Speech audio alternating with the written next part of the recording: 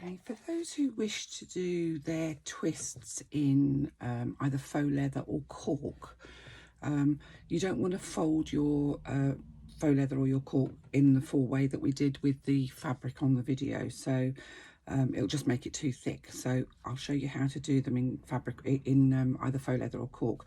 Now I have 2 pieces of faux leather that I have literally used a bit of Fabri-Tac.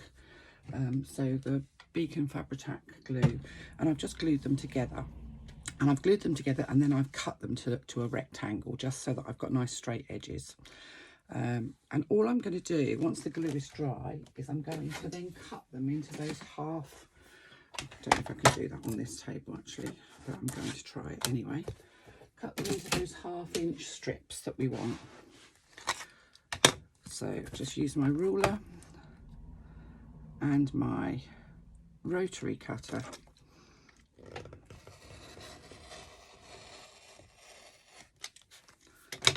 to cut 1/2 inch strips, and you can see that they're nice and tidy on both sides. If you try cutting and then gluing together afterwards, you will never get a nice straight edge. So let me just pop that one out of the way.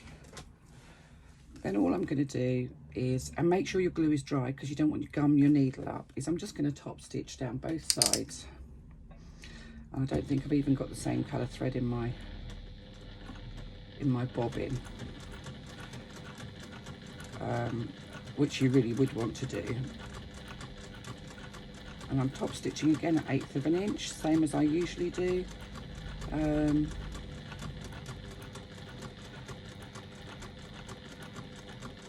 This would be exactly the same regardless of whether you're using faux leather or cork. Yeah, I've got brown in the bobbin, that's not ideal.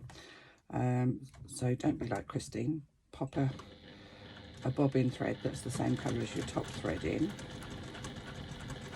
You can see I'm using my fingers to hold that in place so it just literally doesn't move. I'm not threading it through and I'm not holding it back, but I'm using my fingers as effectively as a seam guide. And if you find that your foot slips off the side of your strip because it's a wide foot perhaps, you can always put the other part of the faux leather or cork next door to it to give your foot something to sit on. So you're not stitching on this bigger bit, you're only stitching on the narrower piece, but it gives your foot something to sit on so that you've actually got a nice level foot. So that's how you do your strips. Now if you're worried about what's showing at the sides, and this faux leather's got a sort of a grey back, so it's not quite as horrendous as some of them are. A lot of them have white backs, but you can use a Sharpie pen and you can just go along the edge with your Sharpie pen. It does take a little bit of time, and you can use either a matching one if you've got the right colour, or you can use plain black, which also gives quite a nice effect, or you can go for something that's really bold that you get a little flash of colour along the side. So you can either do this, or you can use and I haven't got my archival ink here, the archival ink pads, the sort of pads that you use. Let me just see if I can. Here we go. I'm not even sure if this one's any good anymore. It might dry it out. But an archival ink pad, you can rub the side of your strip along your ink pad.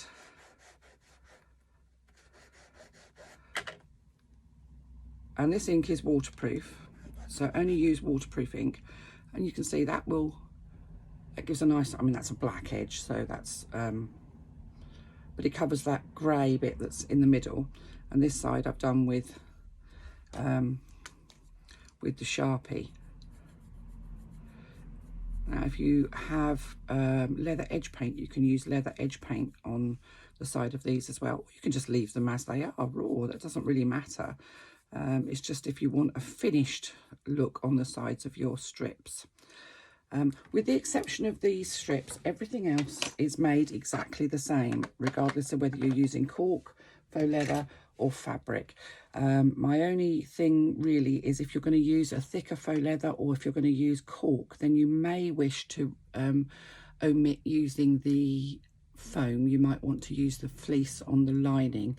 It's only a small pouch and you don't really want to make it too bulky, so if you're going to use cork or faux leather, I'm going to assume that you're a more experienced bag maker and you can use your previous knowledge to decide whether you feel that it's viable to use foam on the exterior. So because this is designed primarily for the new bag makers amongst us, I wanted to give them as much information as I can, and you ladies that are or gents that are experienced bag makers can use your own existing knowledge to figure it out, because it's not difficult. But that's the either faux leather or cork twist. So once you twist it, you're going to get that, which is why I like to do the sides, because you do get to see the side bits just a little bit. So there we go, that's the strips.